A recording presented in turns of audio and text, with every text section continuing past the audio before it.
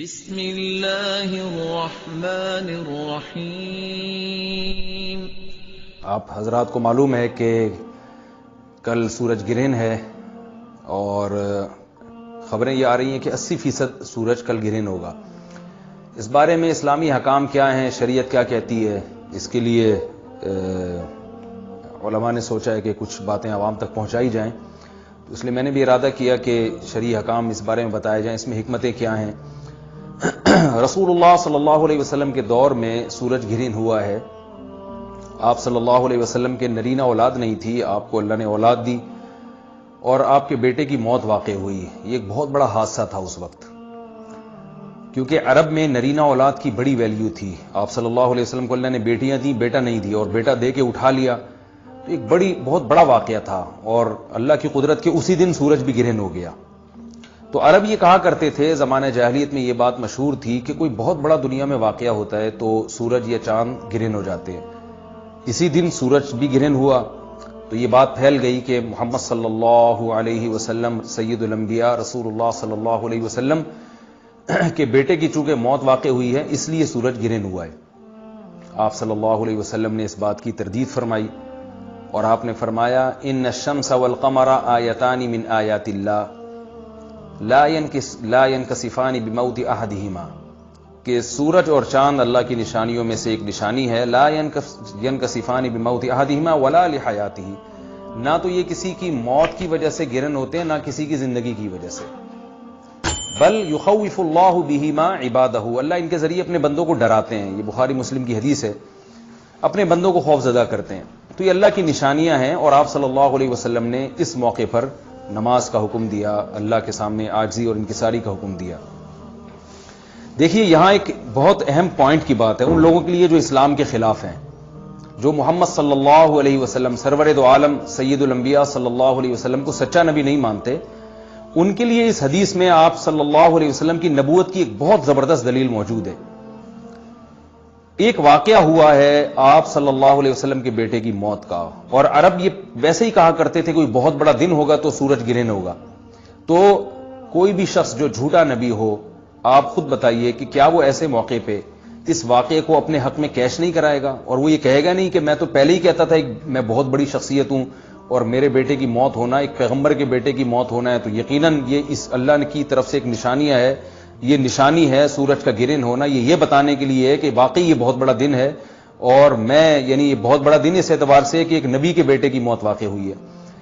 لیکن آپ صلی اللہ علیہ وسلم نے یہ سب نہیں کیا، اور آپ نے بتایا کہ سورج اور چاند کے گرہن ہونے کا کسی کی موت یا زندگی سے کوئی تعلق نہیں، اور آج سائنس نے بھی ثابت کر دیا ہے کہ یہ ایک سائنٹیفک حقیقت ہے کہ جب زمین اور سورج کے درمیان چاند آ جائے تو سورج گرہن ہو جاتا ہے، اور جب چاند اور سورج کے درمیان زمین آ جائے اور سورج کی روشنی چاند تک نہ پہنچ رہی ہو تو چاند گرہن ہو جاتا ہے۔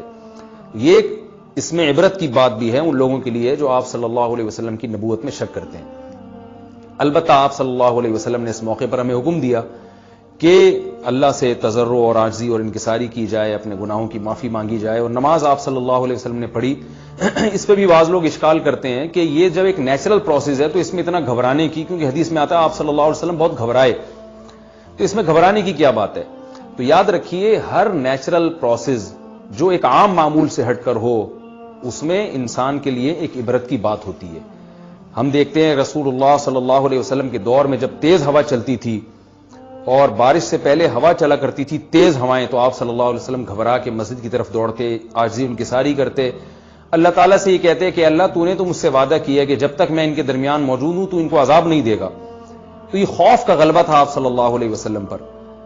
کیوں؟ وجہ اس کی یہ تھی کہ یہی حالات قوم عاد اور قوم سمود پر بھی آئے ہیں۔ قرآن میں آتا ہے نا فَلَمَّا رَأَوْهُ عَارِضًا مُسْتَقْبِلَ أَوْدِيَتِهِمْ قَالُوا هَذَا عَارِضٌ مُمْطِرُنَا بَلْ هُوَ مَا اسْتَعْجَلْتُمْ بِهِ رِيحٌ فِيهَا عَذَابٌ أَلِيمٌ تُدَمِّرُ كُلَّ شَيْءٍ بِأَمْرِ رَبِّهَا فَأَصْبَحُوا لَا يُرَىٰ إِلَّا مَسَاكِنُهُمْ، کہ وہ بادلوں کو دیکھ کے کہنے لگے یہ تو ایک معمول کے مطابق بادل ہیں جو برسیں گے اور بارش ہوگی۔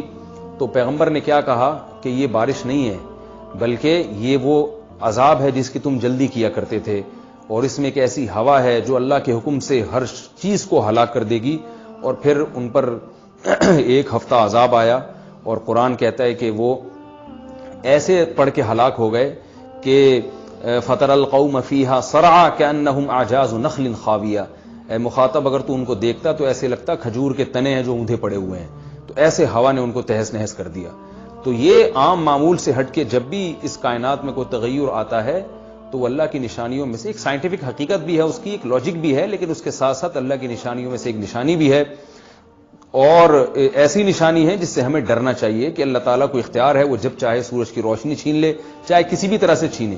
اور یہ بھی ایک سائنٹیفک حقیقت ہے جو آپ صلی اللہ علیہ وسلم کی نبوت پر جس نے ایک مہر لگا دی ہے کہ سورج اور چاند کا گرہن ہونا, اگرچہ اس کی ایک لاجک ہے کہ چاند سورج کے سامنے آ جائے تو سورج گرہن ہو جاتا ہے, لیکن اس بارے میں جو ہماری تحقیق ہے, جو سائنسدان کہتے ہیں کہ یہ وقت یعنی خطرے کا وقت ہوتا ہے. سورج سے ایسی خطرناک ریز نکلتی ہیں جو نقصان کا سبب بن سکتی ہیں. تبھی بعض حضرات سورج کی طرف دیکھنے سے بھی منع کرتے ہیں, اور یعنی نظام میں تھوڑی ایک عام نارمل روٹین سے ہٹ کے اس کائنات کا نظام چلتا ہے, تو اس لیے یہ اس کائنات کے لیے, زمین کے لیے ڈینجرس ہو سکتا ہے. اور جو گریوٹی اور جو کشش کا نظام ہے اس میں بھی خلل واقع ہوتا ہے. تو ایسا نہیں ہے کہ یہ بالکل ایک نارمل کنڈیشن ہوتی ہے اور اس کا کوئی نقصان ہی نہیں ہے, یہ بالکل غلط ہے. اس میں نقصان کا بہرحال خطرہ ہے, اور اس بات کا امکان موجود ہوتا ہے کہ قدرت انسانوں سے انتقام لے یا انسانوں کو نقصان پہنچائے. اور ویسے بھی جن کے دلوں میں اللہ کا خوف ہوتا ہے وہ تو ویسے ہی اللہ کے وہم من خشیتہ, قرآن مجید میں اللہ تعالیٰ کے ارشاد ہے کہ مشرکین بار بار یہ سوال پوچھتے تھے قیامت کب آئے گی کب آئے گی. اللہ فرماتے ہیں لیکن جو مومنین ہیں ان کو اس سے غرض نہیں ہے کہ کب آئے گی. والذین آمنوا مشفقون منہا, وہ تو قیامت سے گھبراتے ہیں کہ پتہ نہیں ابھی نہ آ جائے. تو جس کے دل میں اللہ کا خوف ہوتا ہے اس کے زندگی گزارنے کا طریقہ کچھ اور ہوتا ہے, وہ بات بات پہ اللہ سے ڈرتا ہے, اس کو اللہ سے ڈرنے کا بہانہ چاہیے, اس کو توبہ کا بہانہ چاہیے. تو اس بحث میں پڑھنا کہ یہ تو ایک لاجیکلی ایک سورج کی روشنی غائب ہو جائے گی, وہ ٹھیک ہے, یہ سائنسدانوں کا شعبہ ہے کہ کیوں غائب ہو رہی ہے, ماہرین فلکیات کا شعبہ ہے, لیکن اہل ایمان کا جو کام ہے اس موقع پر, ان کا جو وظیفہ ہے وہ یہ کہیں کہ اللہ کی نشانیوں میں سے ایک نشانی ہے, اللہ اپنی قدرت دنیا میں دکھاتا ہے کہ میں یہ بھی کر سکتا ہوں چاہے کسی بھی طریقے سے کروں. تو ہمیں اس موقع پر بہرحال اللہ کے سامنے جھکنا چاہیے, اپنے گناہوں سے معافی مانگنی چاہیے, اور وہی عمل کرنا چاہیے جو رسول اللہ صلی اللہ علیہ وسلم نے ہمیں بتایا ہے. اور اس بارے میں جو توہمات پھیلے ہوئے ہیں اس سے بھی ہمیں اجتناب کرنا چاہیے. جیسے نبی صلی اللہ علیہ وسلم نے عربوں کے وہم کو دور کیا ہے, بھائی اس کا کسی کی موت اور زندگی سے کوئی تعلق نہیں ہے. تو اسی طرح آج کل لوگوں میں ایک سورج اور چاند گرہن ہونے کے بارے میں وہم بھی بہت ہے کہ پتہ نہیں کیا ہو جائے گا, حاملہ عورتیں نہ نکلیں, فلانا نہ کرے, اور فلانا خربوزہ نہ کھائے, اس موقع پر کسی نے تربوز کھا لیا تو یہ ہو جائے گا. الٹی الٹی باتیں پتہ نہیں کیا کیا مشہور ہیں. کہ خربوزے تربوز کی تو میں ویسے ہی مثال دے رہا ہوں. تو کوئی بھی چیز جب کہنی ہو تو پوری طرح سے اس کی ریسرچ کریں. مجھے نہیں پتا حاملہ عورت کو فائدہ ہوتا ہے نقصان ہوتا ہے سورج گرہن ہونے سے, لیکن اگر نقصان بھی ہوتا ہے تو اس کی کوئی مستند دلیل ہونی چاہیے آپ کے پاس, ایسے ہی سنی سنائی باتیں آگے نقل نہ کریں. تو بہرحال ہمیں جو کرنے کا کام ہے جو رسول اللہ صلی اللہ علیہ وسلم نے بتایا ہے وہ کام بخاری اور مسلم کی حدیث کے مطابق نماز ہے, انفرادی بھی ہے, جماعت سے بھی ہے. مستحب یہ ہے کہ جماعت سے نماز پڑھی جائے مسجد میں یا کسی بھی میدان میں, اور 2 رکعتیں امام پڑھائیں گے, اور اس میں سرن تلاوت بھی کر سکتے ہیں, جہری تلاوت بھی کر سکتے ہیں. دونوں رائے ہیں علماء کی. آج کل جہری کو اس لیے ترجیح دی جاتی ہے کہ صلاۃ کسوف میں جو رسول اللہ صلی اللہ علیہ وسلم کی سنت ہے وہ لمبی نماز ہے, تو لمبی نماز پڑھیں گے تو اگر آپ آہستہ آواز سے پڑھیں گے تو لوگوں کو تھکاوٹ کا احساس زیادہ ہوتا ہے, جہری پڑھیں گے تو تھکاوٹ کا احساس کم ہوتا ہے. تو اس لیے دونوں قولوں پہ فتویٰ دیا جاتا ہے. وہ ایک قول راجح ہے اور ایک میں آسانی ہے. تو آسانی اس قول میں ہے کہ جہری تلاوت کی جائے, اس میں لوگوں کو نماز میں کھڑا رہنا آسان ہوتا ہے.